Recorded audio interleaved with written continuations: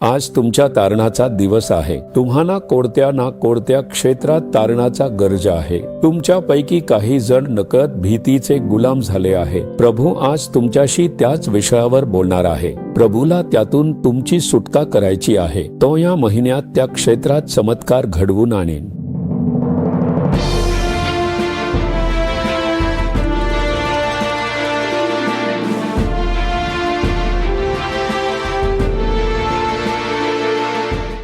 प्रियजनांनो, प्रभू येशू ख्रिस्ताच्या नावात तुम्हा सर्वांना प्रेम नमस्कार आणि ईस्टरच्या खूप खूप शुभेच्छा। या महिन्यात येशूचे क्रूसावरील मरण आणि पुनरुत्थान यावर चिंतन करण्यासाठी गुड फ्रायडे आणि ईस्टर आहे। म्हणूनच मी माझ्याकडून तुम्हा सर्वांना मनापासून आणि हार्दिक शुभेच्छा देतो। नवीन महिना सुरू झाल्यावर आपल्याला प्रश्न पडतो की प्रभूचा माझ्यासाठी काय संदेश आहे आणि त्याच्या आशीर्वादांचे काय। आजही जेव्हा मी देवाच्या सानिध्यात तुमच्यासाठी प्रार्थना केली तेव्हा प्रभूने माझ्याशी स्पष्टपणे संवाद साधला। प्रभू आज तुमच्याशी त्याच विषयावर बोलणार आहे। आज तुमच्या तारणाचा दिवस आहे। तुम्हाला कोणत्या ना कोणत्या क्षेत्रात तारणाचा गरज आहे। तुमच्यापैकी काही जण नकळत भीतीचे गुलाम झाले आहेत। प्रभूला त्यातून तुमची सुटका करायची आहे। तो या महिन्यात त्या क्षेत्रात चमत्कार घडवून आणेल। प्रभूचे अभिवचन योहानच्या शुभवर्तमानातील अध्याय 20 वचन 19 मधून आहे। तिथे पुनरुत्थित येशू ख्रिस्ताने आपल्या शिष्यांना सांगितलेले शब्द लिहिलेले आहेत। त्याच दिवशी म्हणजे आठवड्याच्या पहिल्या दिवशी संध्याकाळी जेथे शिष्य होते तेथील दारे यहुद्यांच्या भीतीमुळे बंद असता येशू आला व मध्ये उभा राहून म्हणाला, तुम्हांना शांती असो, तुम्हांना शांती असो। येशूने घाबरलेल्या आपल्या शिष्यांना म्हटले, तुम्हांना शांती असो, कारण भीती शांतीचा भंग करते। भीती आनंदावर परिणाम करते आणि आपली झोप उडवते आणि ती आपल्या जीवनातील विजयाला उशीर लावते। येशू पुन्हा आपल्या शिष्यांना 3दा शांती देतो। तोच पुनरुत्थित येशू तुमच्याकडे पाहून म्हणतो, भीती काढून टाकून प्रभू आपल्याला शांतीचा आशीर्वाद देतो, जेणेकरून आपल्याला सर्व परिस्थितीत शांती मिळेल। जेव्हा पुनरुत्थित येशू आपल्या शिष्यांना भेटतो तेव्हा तो त्यांना 3 वेळा शांती देतो। पुन्हा जेव्हा तुम्ही अध्यायातील वचन 21 वाचता तेव्हा येशू त्यांना पुन्हा म्हणाला, तुम्हाला शांती असो, कारण त्यांची अंतःकरणे भीतीने व्याकुळ झाली होती। भीती घालवण्यासाठी आणि त्यांना शांतीने भरण्यासाठी। जेव्हा प्रभू पहिल्यांदा त्यांना दिसला तेव्हा थोमा तिथे नव्हता, म्हणून तो 8 दिवसांनी पुन्हा परतला। जेव्हा तुम्ही योहान अध्याय 20 वचन 25 वाचता येशू आला आणि त्यांच्यामध्ये उभा राहिला आणि म्हणाला, तुम्हांना शांती असो। माझ्या मुला, तुला शांती असो। माझ्या मुली, तुला शांती असो। येशू तुमच्याकडे पाहून असे म्हणतो। भीती ही मुख्य गोष्ट आहे जी तुमच्या शांतीचा भंग करते। म्हणूनच त्यांनी स्वतःला एका खोलीत बंद करून घेतले होते। ते घाबरले होते कारण यहुद्यांनी येशूलाही सोडले नव्हते आणि आपण कसे जगणार याची त्यांना काळजी वाटत होती।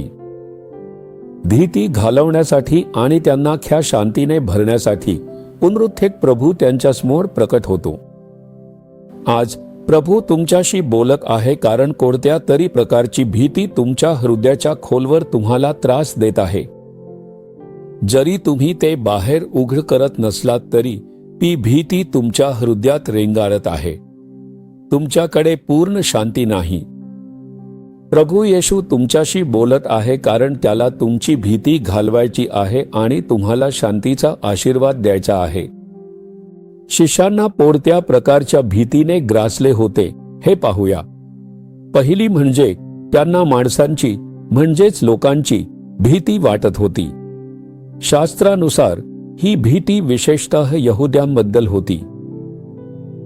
ते त्या धार्मिक नेत्यांना घाबरत होते, कारण येशूला वधस्तंभावर खेळण्यासाठी ते जबाबदार होते। म्हणून ते धर्मगुरूंच्या दुष्टपणाला घाबरत होते. मनुष्यावर असलेले भीती. तुमच्या कामाच्या ठिकाणी कोणीतरी तुमचा पर्यवेक्षक, तुमचा नेता किंवा तुमच्या विभागातील वरिष्ठ असू शकतो, किंवा मुख्य कार्यकारी अधिकारी किंवा एखादी व्यक्ती, तो तुमचा प्राचार्य असू शकतो.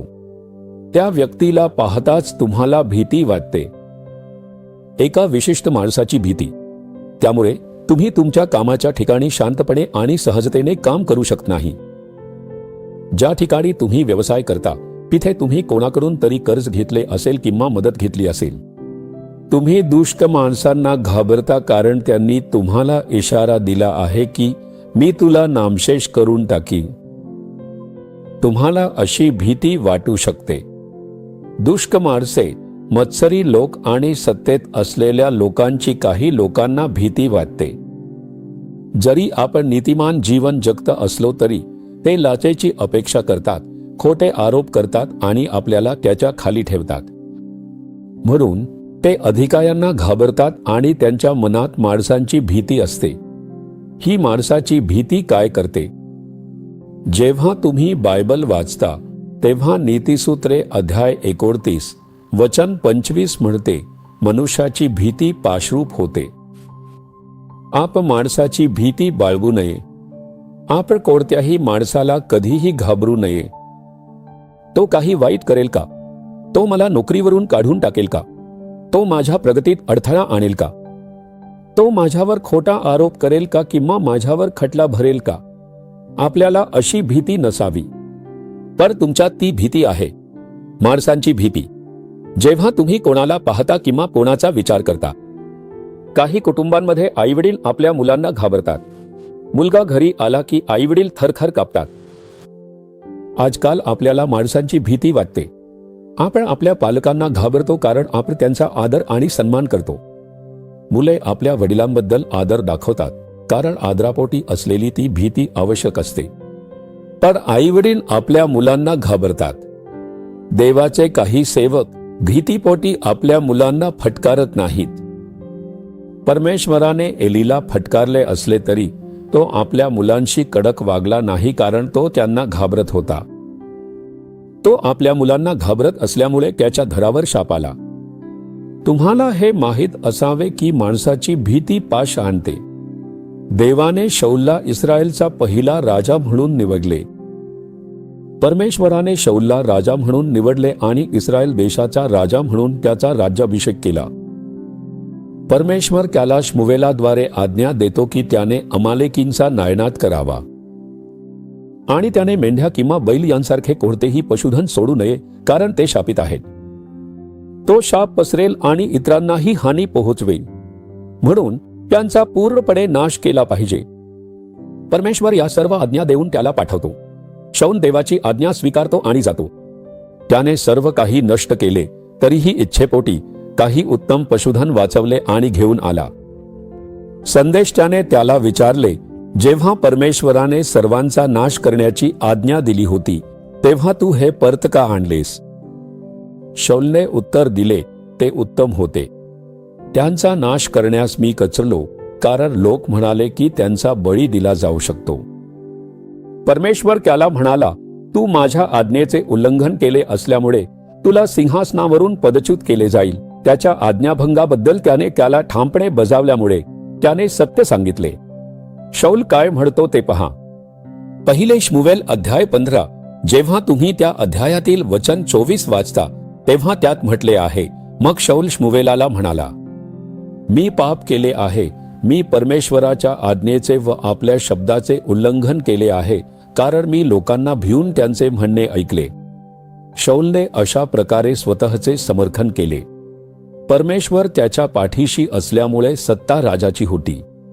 परमेश्वराने हे ना करण्याची आज्ञा दिली आहे ते करू नका. त्याने ते धैर्याने सांगायला हवे होते, नाही का? तो लोकांना घाबरत असल्यामुळे तो देवाची आज्ञा पाळण्यात अपयशी ठरला. त्यामुळे त्याने एक मोठा आशीर्वाद गमावला. शेवटी तो दयनीय झाला. माणसाची भीती पाश आणते. वडीलधायांनी हे समजून घेतले पाहिजे. आपल्या मुलांच्या भीतीपोटी त्यांना पापात पडू देऊ नका. तुम्ही त्यांना शिस्त लावली पाहिजे. तुम्ही त्यांना सक्त ताकीद दिली पाहिजे की घरात याची परवानगी दिली जाऊ शकत नाही. तरच परमेश्वर तुम्हाला आशीर्वाद देईल, अन्यथा तुमचे घर पाशात अडके. विशेषतः जर देवाचे सेवक तुमच्या मुलांना फटकारत नसतील तर तुम्ही त्यांच्यासाठी शाप बोळा कराल. तुम्ही त्यांच्याशी कडक वागले पाहिजे. एलीने आपल्या कुटुंबावर शाप आणला नव्हता का? म्हणून हे मनावर घ्या, माणसांना भिवू नका, तर परमेश्वराला भ्या आणि त्याच्या वचनावर धैर्याने उभे राहा. कारण माणसाची भीती पाश आणते. आपण या भीतीवर कशी मात करू शकतो? परमेश्वर आपला सहाय्यक आहे, बरोबर. प्रेषितांची कृत्ये अध्याय 18 वचन 9 म्हणते, भिवू नकोस, बोलत जा, उगा राहू नकोस. पौल करिंथ शहरात आहे. देवाची सेवा तो कशी पार पाडेल असा त्याला प्रश्न पडला. तो तिथल्या लोकांना घाबरत होता. परमेश्वराने त्याला दर्शन दिलं आणि म्हटलं, भिवू नकोस, मी तुझ्यासोबत आहे. कोणी तुझ्यावर हल्ला करणार नाही किंवा तुला इजा करणार नाही. अशा प्रकारे परमेश्वराने त्याला सामर्थ्य दिलं. तुमच्या कामाच्या ठिकाणी, व्यवसायाच्या ठिकाणी आणि राहत्या ठिकाणी दुष्ट लोक काही वाईट करतील का? कोणत्याही माणसाला भिवू नका. जर तुम्ही परमेश्वराचे भय धरले आणि त्याच्या वचनांचे पालन केले तर परमेश्वर तुमची सर्व भीती दूर करेल आणि तुम्हाला विजयाचा मुकुट देईल. पहा, यशाया अध्याय 41 पुस्तकात. देवाचे वचन लक्षपूर्वक ऐका. अध्याय 41. 1974 साली जेव्हा परमेश्वराने मला त्याच्या सेवेसाठी बोलावले तेव्हा माझा स्वभाव खूप भित्रा होता. फक्त 4 लोकांसमोर बोलायलाही मला भीती वाटायची. सार्वजनिक ठिकाणी लोकांशी बोलायला मी घाबरायचो. मी विचार करत होतो की मी देवाची सेवा कशी करू शकेन किंवा सभांमध्ये प्रवचन कसे देऊ शकेन. मी असा विचार करत होतो. तेव्हा परमेश्वराने मला दर्शन दिले आणि मला त्याच्या वचनाचे आश्वासन दिले. यशाया अध्याय 41 वचन 8 ते 16. जर तुम्ही ती वचने पाहिली तर त्यात म्हटले आहे, तू भिवू नकोस, कारण मी तुझ्याबरोबर आहे. घाबरू नकोस, कारण मी तुझा देव आहे. मी तुला शक्ती देतो. असे म्हणत वचन 11 मध्ये पहा, जे तुझ्यावर क्षुब्ध झाले ते लज्जित व फजित होतील. तुझ्याशी झुंजणारे शून्यवत व नष्ट होतील. तुझ्याशी लढणाऱ्यांना तू धुंडाळशील, परते तुला सापडायचे नाहीत. तुझ्याशी युद्ध करणाऱ्यांचा नायनाट होईल. भिवू नकोस. जरी अनेक जण तुझ्या विरुद्ध उठले तरी त्यांचाच नाश होईल. पण तू टिकून राहशील, कारण मी तुझ्यासोबत आहे. 1974 मध्येच जेव्हा त्याने मला त्याची सेवा करण्यासाठी बोलावले तेव्हा परमेश्वराने मला हे वचन दिले. माझ्या सेवेच्या 50 वर्षात आता 52 वर्षे झाली आहेत. मला धमक्या आणि धार्मिक कट्टरतेचा सामना करावा लागला. राजकीय नेते माझ्या विरुद्ध उठले. सरकारी अधिकारी माझ्या विरुद्ध उठले. त्यांनी मला धमकावले. परमेश्वराने ना मला लज्जित होऊ दिले, ना मला भीतीपोटी हतबल होऊ दिले. काही मी ही सेवा नष्ट करण्याचे आव्हान दिले, पण आज ते नाही. त्यांचे कुटुंबही तिथे नाही. ते अदृश्य झाले आहेत. प्रभू आपल्या सोबत असणे पुरेसे आहे. कोणताही माणूस तुम्हाला घाबरवू शकत नाही. प्रभू सर्व परिस्थितीत तुमच्या सोबत असेल. म्हणून घाबरू नका. खंबीर आणि धैर्यवान व्हा. मृतातून उठलेला येशू म्हणतो, मी तुझ्या सोबत आहे, मग तू का घाबरावे? प्रभू असे म्हणतो. आपण काय करावे? हे वचन ऐका. इब्री लोकांस पत्र अध्याय 13 कडे वळा. वचन 5 आणि 6. त्याने स्वतः म्हटले आहे, मी तुला सोडून जाणार नाही व तुला टाकणार नाही. म्हणून आपण धैर्याने म्हणतो, प्रभू मला सहाय्य करणारा आहे, मी भिणार नाही. मनुष्य माझे काय करणार? तुम्ही काय म्हणावे? प्रभू माझा सहाय्य करता आहे, म्हणून मी घाबरणार नाही. माणूस माझे काय करू शकतो? अधिकारी काय करू शकतात? मत्सरी लोक काय करू शकतील? ते काहीही करू शकत नाहीत, कारण प्रभू माझे सहाय्य आहे. तो माझ्या सोबत आहे धैर्याने म्हणा, तरच सैतान खरखरेल. सैतानच आपल्याला माणसांच्या द्वारे घाबरवतो. आपले सहकारी शेजारी माणसे चांगली असतात, पण सैतान त्यांना आपल्याला भीतीने अपंग करण्यासाठी चिथावतो. तुम्ही काय म्हणावे? प्रभू माझा सहाय्यकर्ता आहे, मी कोणत्याही माणसाला घाबरणार नाही. तुम्ही हे शब्द वारंवार उच्चारल्याने आणि कबूल केल्याने तुमचा विजय होईल. आज तुम्ही एखाद्या माणसाला घाबरत आहात नाही का? आज प्रभू तुमची ती भीती पुसून टाकत आहे. ज्या लोकांनी तुम्हाला धमकावले ते नाहीसे होतील. त्यांची दुसऱ्या ठिकाणी बदली केली जाईल, किंवा मग त्यांना तुमच्या नजरेपासून दूर केले जाईल. घाबरू नका, तुम्ही धैर्याने उभे राहा. मी माझ्या सेवेमध्ये असे अनेक लोक पाहिले आहेत ज्यांच्यासमोर प्रभूने मला धैर्याने उभे केले आहे. म्हणून आपण तुम्हाला माणसाच्या भीतीतून मुक्त करण्यासाठी प्रार्थना करणार आहोत. दुसरे म्हणजे भविष्याबद्दलची भीती. शिष्यांची भीती अशी होती की जेव्हा पुनरुत्थित येशू त्यांच्याकडे आला तेव्हा त्यांना केवळ माणसांचीच भीती नव्हती. त्यांचा येशूवर आणि त्याच्या पाचारणावर विश्वास होता आणि त्यांनी आपले काम आणि कुटुंब सोडून त्याचे अनुसरण केले. आता त्यांच्या अन्नासाठी आणि वस्त्रांसाठी येशू पुरेसा होता. तो त्यांच्या सोबत होता आणि त्यांची काळजी घेत होता. ते असे म्हणत होते की येशूला वधस्तंभावर खेळले गेले आणि पुरले गेले. आता आपण अन्नासाठी काय करणार? तो आमच्या सोबत नसल्यावर आम्ही कसे जगणार? यापुढे आपल्याला उदरनिर्वाहासाठी काम करावे लागेल. अशा प्रकारे भविष्याबद्दलची भीती त्यांच्या मनात घर करते. आम्ही 3.5 वर्षांपासून आमचे व्यवसाय आणि कुटुंबे सोडून येशूवर विसंबून होतो, पण आता आम्ही काय करू शकतो? भविष्याची भीती. त्यांना त्यांच्या गरजांची भीती वाटत होती. प्रियजनांनो, तुम्हाला तुमच्या भविष्याची भीती वाटते का? एक काळ असा होता जेव्हा IT कंपनीत काम करणे हे प्रतिष्ठेचे आणि श्रीमंतीचे लक्षण मानले जात असे. आता जे IT मध्ये काम करतात त्यांनाच भीती वाटत आहे. तुमची नोकरी किती काळ टिकेल याची तुम्हाला खात्री देता येत नाही. जागतिक स्तरावर हजारो IT कर्मचाऱ्यांना त्यांच्या नोकरीवरून काढून टाकले जात आहे. कपात अजूनही होत आहे. आर्टिफिशियल इंटेलिजन्स मानवाची जागा घेत आहे. त्याचा स्वतःचा शोध आता त्याच्यासाठी धोका बनला आहे. तुमची नोकरी टिकेल की नाही याची तुम्हाला दररोज भीती वाटते. एक काळ असा होता जेव्हा तुम्ही आनंदाने कामावर जात होतात. तुमची नोकरी आज सुरक्षित राहील याची शाश्वती नाही. नोकरी गमावणे म्हणून तुम्हाला तुमच्या भविष्याची भीती वाटते. जर तुमची नोकरी गेली तर तुम्हाला EMI भाडे भरण्यासाठी काय करणार? काही जण यामुळे नैराश्यात जातात. माझ्या मुलीची नोकरी गेली, आता ती नैराश्यात आहे आणि वेड्यासारखी वागत आहे. हे दयनीय आहे. भविष्याबद्दल भीती. आम्ही आमच्या मुलांना कसे शिकवू शकू? भविष्याबद्दल भीती. तुम्हाला आवश्यक असलेल्या गरजांची भीती. आपली काळजी भीती बनते. तुम्ही प्रत्येक गोष्टीची काळजी करता. जसजशी तुमची काळजी वाढत जाईल तसतसे तिचे रूपांतर एका प्रकारच्या भीतीत होईल. मत्तय 6:25 मध्ये असे म्हटले आहे, काळजी करू नका. तुमच्या अन्नाची, वस्त्रांची किंवा उद्याची किंवा कशाचीही काळजी करू नका. तुमचा स्वर्गीय पिता तुमच्या पाठीशी आहे, तेव्हा तुम्ही विनाकारण काळजी का करावी? जसजशी तुमची काळजी साचत जाते तसतसे तिचे रूपांतर भीतीत होते आणि शेवटी तुमची शांती नष्ट होते. म्हणूनच प्रभू म्हणतो, तुम्ही तुमच्या भविष्याची काळजी का करता? तुमचे भविष्य कोणाच्या हातात आहे?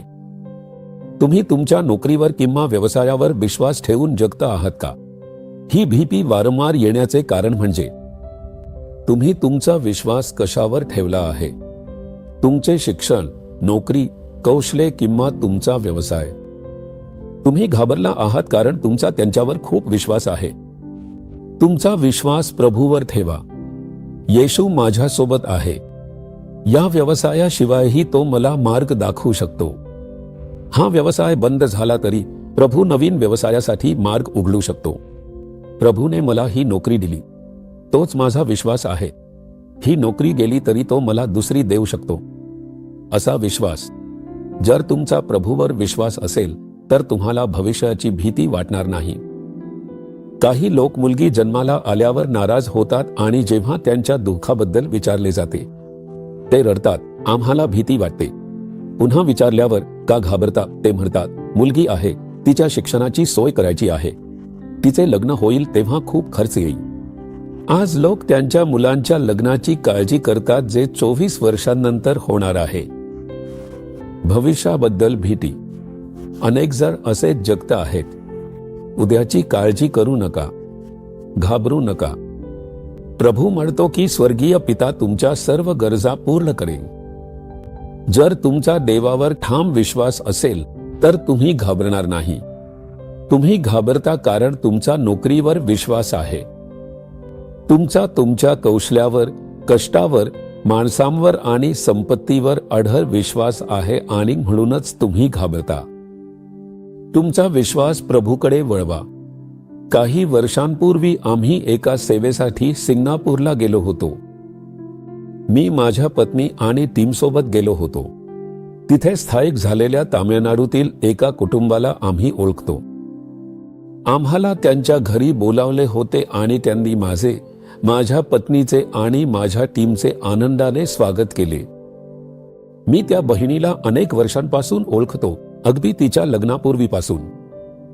आता तिचे लग्न झाले असून तिला पती आणि मुले आहेत. ते सिंगापूरमध्ये राहतात.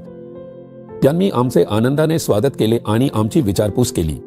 जेव्हा आम्ही त्यांच्याबद्दल विचारले काम कसे चालले आहे, ते म्हणाले आम्ही बेरोजगार आहोत. बेरोजगार? मी विचारले काय म्हणता? ती म्हणाली गेल्या 4 महिन्यांपासून माझ्याकडे नोकरी नाही. जर नोकरी नसेल तर पगार मिळणार नाही. परदेशात राहण्यासाठी तुम्हाला भाडे द्यावे लागते. तुम्हा सर्वांना जेवण हवे. मुलांसाठी दूध घ्यावे लागते. मुलांसाठी तुमचे अनेक खर्च असतात.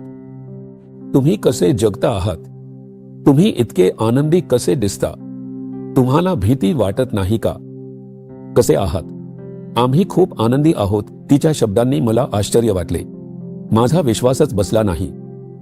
त्यांच्यापैकी काही जण काळजी करतात, घाबरतात आणि रडतात आणि विचार करतात की ते कसे जगणार. ते अस्वस्थ होतात. गेल्या 4 महिन्यांपासून त्यांच्याकडे नोकरी नाही आणि उत्पन्नाचे कोणतेही साधन नाही. आम्ही नवीन नोकरी शोधण्याचा प्रयत्न करत आहोत, पण आम्ही आनंदी आहोत. आम्हाला अजिबात काळजी नाही. मी विचारल्यामुळे त्यांनी हे सांगितले, तुमच्या मनात भीती नाही का? तुम्ही काय कराल याची तुम्हाला काळजी नाही का? मी कशाचीही काळजी का करू? प्रभूनेच माझी काळजी करायला हवी.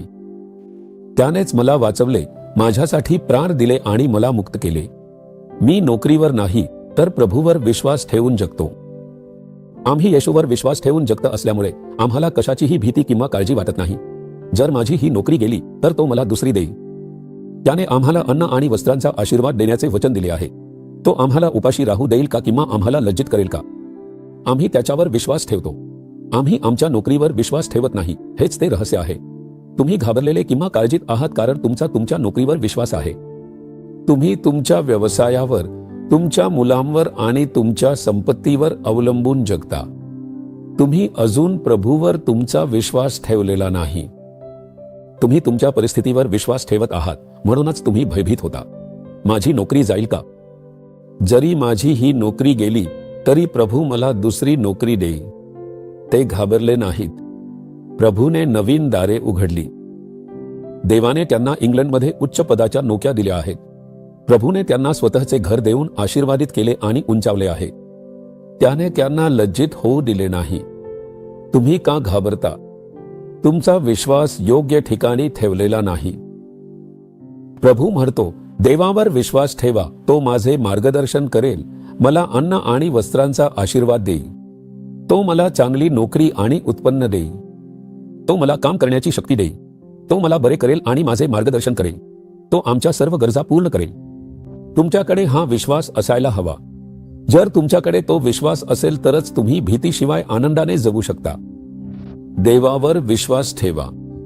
प्रभूवर विश्वास ठेवा. कोणत्याही माणसावर किंवा तुमच्या कौशल्यावर विश्वास ठेवू नका. तर प्रभूवर तुमचा विश्वास ठेवा. तुम्हाला तुमच्या भविष्याची भीती वाटणार नाही. त्याच्यावर विश्वास ठेवण्यासाठी स्वतःला समर्पित करा. तिसरी गोष्ट म्हणजे त्यांच्या मनात आणखी एक प्रकारची भीती होती. ती आहे मृत्यूची भीती. यहुदी धार्मिक नेत्यांनी येशूला मारले. येशू निर्दोष असूनही त्यांनी न्यायालयात जाऊन पिलाताला त्याला मारण्यास भाग पाडले. येशूने मोठे चमत्कार केले. त्यांनी त्यालाही मारले. आपण येशूच्या सोबत होतो म्हणून ते आपल्यालाही मारतील. त्यांच्या मनात मृत्यूची भीती होती. माणसांची भीती, भविष्याबद्दलची भीती. आता त्याचे रूपांतर मृत्यूच्या भीतीत झाले आहे. बाहेर जाण्यासाठी ते गोंधळलेले होते. त्यांनी जेरुसलेममध्ये बंद दरामध्ये स्वतःला कोंडून घेतले होते. त्यांची बाहेर जाण्याची हिंमत होत नव्हती, कारण येशूचे शिष्य म्हणून ओळखले गेल्यास यहुद्यांकडून मारले जाण्याची त्यांना भीती होती. मृत्यूची भीती. सर्व भीतींमध्ये सर्वात भयानक म्हणजे मृत्यूची भीती. मृत्यूची भीती. अनेक जण मृत्यूच्या भीतीने चिंतेत पडतात आणि आपले जीवन संपवतात. त्यांच्या मनात जीवन संपवण्याचे असे विचार येतात. भीती, मृत्यूची भीती. आपण मरू अशी त्यांना भीती वाटते. कोरोनाच्या दरम्यान अनेकांनी आपले प्राण गमावले. महामारीच्या विषाणूची लागण होण्याच्या भीतीने अनेक लोकांनी आपले प्राण गमावले. त्यांना कोविड झाला नसला तरी केवळ भीतीने आत्महत्येचे प्रमाण जास्त होते. त्यांना कोरोना झाला होता का? नाही. मग त्यांनी आत्महत्या का केली? कारण ती त्यांची भीती होती. हे संपूर्ण जगात पसरले होते आणि भीतीने जग हादरले होते आणि अनेकांनी प्राण गमावले होते. म्हणूनच प्रभू म्हणतो, भिवू नकोस, भिवू नकोस, कारण मी तुझ्या सोबत आहे, असे प्रभू म्हणतो. आज भिवू नकोस, कारण मी तुला शांती देण्यास तयार आहे, असे प्रभू येशू म्हणतो. मृत्यूच्या भीतीने तुम्ही काळजीत आहात का? ही पृथ्वी सोडून जाण्याची भीती. सर्व भीतींमध्ये सर्वात भयानक म्हणजे मृत्यूची भीती. जेव्हा तुम्ही इब्री लोकांस पत्राचा 2 अध्याय वाचता, तेव्हा मृत्यूच्या भीतीतून आपली सुटका करण्यासाठी येशू ख्रिस्ताने केलेल्या कार्याचा उल्लेख असा केला आहे, जे मरणाच्या भयाने आयुष्यभर दास्याच्या बंधनात होते त्या सर्वांना मुक्त करावे. या कारणास्तव ख्रिस्त येशूने वधस्तंभावर मृत्यूचा अनुभव घेतला आणि मृत्यूवर विजय मिळवला. मी आयुष्यभर मृत्यूच्या भीतीच्या अधीन आहे आणि रात्रीच्या शांत झोपेपासून वंचित आहे. जेव्हा मी माझे डोळे मिटतो, मला भीती वाटते की मी झोपेत असताना मरेन किंवा हे जग सोडून जाईन. मला भीती वाटते की मला कोणत्या तरी संकटाचा सामना करावा लागेल. त्यामुळे अनेक जण काळजीत आहेत. पण प्रभू म्हणतो की आपल्याला घाबरण्याची गरज नाही. तुम्हाला माहीत आहे काका, जर तुम्ही प्रेषितांची कृत्ये अध्याय 4 वचन 17 कडे वळलात, धार्मिक नेत्यांनी प्रेषितांना बोलावले आणि त्यांना धमकावले. बायबल सांगते की त्यांना येशूच्या नावाचा प्रचार करू नये म्हणून धमकावण्यात आले होते. सैतानाने माणसांचा वापर करून त्यांना धमकावले की जर तुम्ही येशूचे नाव घेतले तर आम्ही तुम्हाला ठार मारू, आम्ही तुमचा नाश करू. ते आपल्याला धमक्या देतील. त्यांनी मलाही धमकावले. 3दा त्यांनी मला मारण्याचा प्रयत्नही केला. जेव्हा मी उत्तर भारतात सेवेसाठी गेलो होतो, तेव्हा त्यांनी मृत्यूची भीती निर्माण केली आणि धमक्या देऊन आम्हाला मारण्याचा प्रयत्न केला. इथेही काहींनी मला धमकावले. त्यांना वाटले की जर त्यांनी मला मृत्यूची भीती घातली तर मी थांबेन. सैतानाने मृत्यूची भीती निर्माण केली असेल. पण देव मत्तय 10 मध्ये एका महत्वाच्या गोष्टीबद्दल सांगतो. विशेषतः जे देवाची सेवा करतात आणि येशूचा गौरव करतात त्यांना मारण्याची धमकी दिली जाईल, म्हणून ते आपल्याला धमकावतात. आता प्रभू काय म्हणतो? मत्तय अध्याय 10 वचन 28 पासून असे म्हटले आहे की जे शरीराचा घात करतात पण आत्म्याचा घात करण्यास समर्थ नाहीत, त्यांना भिवू नका. माणूस फक्त शरीरालाच मारू शकतो. कोणीही अंतरात्म्याला स्पर्श करण्याची हिम्मत करू शकत नाही. तर आत्मा व शरीर ह्या दोहोंचा नरकात नाश करण्यास जो समर्थ आहे त्याला भ्या. केवळ प्रभूच आत्मा आणि शरीर दोन्ही नरकात टाकू शकतो. आपण फक्त त्यालाच भ्यायला हवे. जर आपण पापात जगलो तर आपले शरीर आणि आत्मा नरकात टाकले जातील आणि कायमचे नष्ट होईल. म्हणून फक्त प्रभूलाच भ्या. 2 चिमण्या दमडीला विकतात की नाही? तथापि तुमच्या पित्याच्या आज्ञे वाचून त्यातून एकही भूमीवर पडणार नाही. पित्याच्या इच्छेशिवाय चिमण्यांनाही स्पर्श करता येत नाही. तुमच्या डोक्यावरील सर्व केस देखील मोजलेले आहेत. म्हणून भिवू नका. पुष्कळ चिमण्यांपेक्षा तुमचे मोल अधिक आहे. तुम्ही माझी मुले आहात. तुम्ही खूप मोलाचे आहात. जर मी चिमण्यांची इतकी काळजी घेतो तर मी तुम्हाला सांभाळणार नाही का? मी तुमच्या डोक्याचे केसही मोजले आहेत. जर मी त्याचीही काळजी घेतो तर मी तुमच्या जीवनाचे रक्षण करणार नाही का?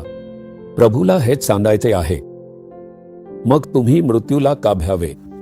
म्हणून जेव्हा आपण येशूचा प्रचार करतो तेव्हा आपल्याला धमकावले जाईल. ते आपल्याला पानवे करण्याच्या उद्देशाने आणि अगदी मारून टाकण्यापर्यंत धमकावतील. काही जण येशूसाठी मारले जाऊ शकतात. प्रेषितांची कृत्ये अध्याय 7 मध्ये स्तेफन येशूसाठी मरण स्वीकारला. तो घाबरला का? त्याला दगडमार करून ठार मारण्यात आले. तो ओरडला का की मी काहीही चुकीचे केले नाही? नाही. आनंदाने तो म्हणाला, पित्या, त्यांना क्षमा कर. मी माझा आत्मा तुझ्या हाती सोपवतो. आणि धैर्याने मृत्यूला सामोरे गेला. तो मृत्यूला घाबरला नाही. प्रेषित पौलाचे जीवन पहा. 2 तीमोथेय अध्याय 4 वचन 6 ते 8 मधून. आता माझे अर्पण होत आहे आणि माझा प्रयाणकाळ जवळ आला आहे. रोमन राजवटीने त्याला मरणदंडास सुनावली होती. मृत्यू त्याच्या जवळ येत होता पण तो घाबरला नाही. जे सुयुद्ध ते मी केले आहे, धाव संपवली आहे, विश्वास राखला आहे. स्वर्गात माझ्यासाठी नीतिमत्तेचा मुकुट ठेवला आहे. त्याने धैर्याने मृत्यूचा सामना केला. म्हणूनच 1 करिंथकर अध्याय 15 वचन 55 मध्ये आपण असे वाचतो, अरे मरणा, तुझा विजय कोठे? अरे मरणा, तुझी नांदी कोठे? जेव्हा तुम्ही ख्रिस्ताकडे येता तेव्हा तुम्हाला असे जगावे लागते. प्रभूची इच्छा आहे की आपल्यामध्ये असे धैर्य आणि सामर्थ्य असावे. भीती नसलेले शांतीपूर्ण जीवन. याच कारणासाठी त्याने वधस्तंभावर स्वतःचे बलिदान दिले. त्याने मृत्यूवर विजय मिळवला आणि जिवंत झाला. जेव्हा पुनरुत्थित ख्रिस्त तुमच्या सोबत असतो तेव्हा तुम्ही का घाबरावे? तुमच्या मनातील भीती, माणसाची भीती, भविष्याची आणि मृत्यूची भीती, कोणत्या तरी प्रकारची भीती, तुम्ही इतरांना दाखवत नसाल की तुम्ही घाबरलेले आहात. तुम्ही असे बोलता जणू तुम्ही आनंदी आणि धैर्यवान आहात, पण तरीही तुम्हाला रात्री झोप येत नाही. हे तुमच्या मनात चालू आहे. भीतीने तुमचे हृदय ग्रासले आहे. प्रभूने ही भीती बदलली पाहिजे. आणि तो तुम्हाला असे सांगून सामर्थ्य देऊ इच्छितो की घाबरू नकोस, कारण मी तुझ्या पाठीशी आहे. भीतीतून सुटका. प्रत्येक भीतीमागे एक दुष्ट आत्मा असतो. तो सैतान आहे. भीतीचा आत्मा आपल्याला गुलामगिरीत ठेवण्यासाठी घाबरवतो. येशूने वधस्तंभावर त्या आत्म्याचा पराभव केला. तुम्ही येशूच्या नावाने भीतीला तुमच्यापासून आणि तुमच्या कुटुंबापासून दूर केले पाहिजे. आता आपण प्रार्थना करणार आहोत. आपले डोळे मिटा. तुम्हाला कशाची भीती वाटते? ती माणसाची आहे का? प्रभूला ते सांगा. आपले हृदय उघडा आणि म्हणा, प्रभू, मला या व्यक्तीची भीती वाटते. ज्या ठिकाणी मी काम करतो, शिकतो, व्यवसाय करतो, राहतो, मला या दुष्ट लोकांची भीती वाटते. ते मला घाबरवत आहेत. कृपया मला मदत करा. ही भीती माझ्यापासून दूर होऊ दे. भविष्याबद्दलची भीती. माझी नोकरी जाईल का? माझी नोकरी गेली तर मी काय करेन? माझे उत्पन्न नसेल तर मी काय करेन? प्रभू, माझा तुझ्यावर विश्वास आहे. माझ्या भविष्याबद्दलची भीती मला सोडून गेली पाहिजे. तू मला अन्न आणि वस्त्राने आशीर्वादित करशील आणि माझे मार्गदर्शन करशील. प्रभू, माझा तुझ्यावर विश्वास आहे. तुमच्या विश्वासाची कबुली द्या आणि प्रार्थना करा. अरे, आत कुठेतरी मृत्यूची भीती मला सतावत आहे. मी झोपू शकत नाही किंवा शांततेत जगू शकत नाही. मला भीती वाटते की मी मरेन. येशूच्या नावाने त्या आत्म्यांना दटावून सांगा. आता आपण प्रार्थना करणार आहोत. ज्या गोष्टीची तुम्हाला भीती वाटते त्याच गोष्टीत प्रभू चमत्कार करणार आहे. ज्या परिस्थितीमुळे तुम्ही घाबरता त्या परिस्थिती तो बदलणार आहे. आजपासून तुम्हाला बदल पाहायला मिळणार आहे. तुमचे हृदय नेहमी शांतीने भरलेले असेल. भीती आणि त्रास आज निघून जाईल. आपला हात आपल्या हृदयावर ठेवा. येशू, शांतीचा राजकुमार, माझ्या हृदयात ये. माझी पापे क्षमा कर आणि मला खरी शांती दे. जोपर्यंत तुम्ही पाप सोडत नाही तोपर्यंत तुमची भीतीतून सुटका होऊ शकत नाही किंवा तुम्हाला शांती मिळू शकत नाही. त्याला विचारा, येशू, माझ्या पापांची क्षमा कर. माझ्या हृदयात तुझी शांती दे. शांतीचा राजकुमार, माझ्यामध्ये ये. मी नाझरेतच्या येशूच्या नावाने प्रार्थना करतो. या मुलीने आपल्या हृदयात तुझ्यासाठी जागा केली आहे. त्यांनी तुला त्यांचा शांतीचा राजकुमार म्हणून स्वीकारले असल्याने आता दैवी शांती त्यांच्या हृदयात भरू दे. माणसाबद्दलची प्रत्येक भीती येशूच्या नावाने दूर होऊ दे. येशूच्या नावाने ती निघून जाऊ दे. त्यांच्या हृदयात शांती भरू दे. भविष्याबद्दलची भीती त्यांच्या हृदयातून निघून जाऊ दे. त्यांचे हृदय विश्वासाने भरा आणि त्यांना सामर्थ्य द्या. मृत्यूची भीती येशूच्या नावाने निघून जाऊ दे. मृत्यूवर विजय मिळवणाऱ्या येशू ख्रिस्ताच्या सामर्थ्याने त्यांना आपल्या ताब्यात घे. नाझरेतच्या येशूच्या नावाने सर्व भीती निघून जाऊ दे. प्रभू, त्यांना भीतीदायक परिस्थितीतून मुक्त कर. ज्या गोष्टीमुळे ते घाबरतात त्याच गोष्टीत चमत्कार कर. त्यांच्या आयुष्यातून प्रत्येक दुष्ट माणसाला काढून टाक. प्रभू, त्यांच्या हातांच्या कामात यश दे. अडथळे दूर कर आणि त्यांना आशीर्वाद दे. त्यांच्या आशीर्वादांमध्ये अडथळा आणणाऱ्या प्रत्येक दुष्ट आणि मत्सरी व्यक्तीला काढून टाक. येशूच्या नावाने चमत्कार घडू दे. त्यांच्या सर्व गरजा पूर्ण करून चमत्कार कर आणि त्यांना आनंदित कर. प्रभू, त्यांची नोकरी परत दे आणि त्यांनी गमावलेला प्रत्येक आशीर्वाद पुन्हा मिळवून दे. त्यांच्या व्यवसायांना अधिक उत्पन्नाने आशीर्वादित कर. त्यांच्या भविष्याबद्दलची भीती दूर करा. येशूच्या नावाने आशीर्वादाचे नवीन दरवाजे उघडले जावोत. मरणाची भीती आणणाऱ्या दुष्ट आत्म्यांना मी धिक्कारतो. हे दुष्ट शत्रू, या मुलाला आणि मुलीला सोडून जा. ज्याने मृत्यूवर विजय मिळवला आहे त्या येशूच्या नावाने मरणाची भीती आणल्याबद्दल मी तुला धिक्कारतो. आम्ही येशूच्या नावाने तुझ्यावर विजय मिळवतो. आजच्या दिवशी सर्वांच्या अंतःकरणात अपार शांती भरून जावो. शांतीचा राजकुमार येशू ख्रिस्ताची उपस्थिती तुमच्यावर पूर्णपणे राज्य करो. प्रभू, त्यांना या क्षणापासून आनंदी अंतःकरणाने आणि दैवी शांतीने जगण्याची कृपा दे. भीतीवर विजय मिळवून दिल्याबद्दल आम्ही तुझे खूप आभार मानतो. आम्ही येशू ख्रिस्ताच्या नावाने प्रार्थना करतो. आमेन, आमेन. माझ्या प्रियजनांनो, प्रभूने आपल्याला भीतीवर विजय मिळवून दिला आहे. शांतीचा राजकुमार येशू तुमच्या अंतःकरणात आला आहे.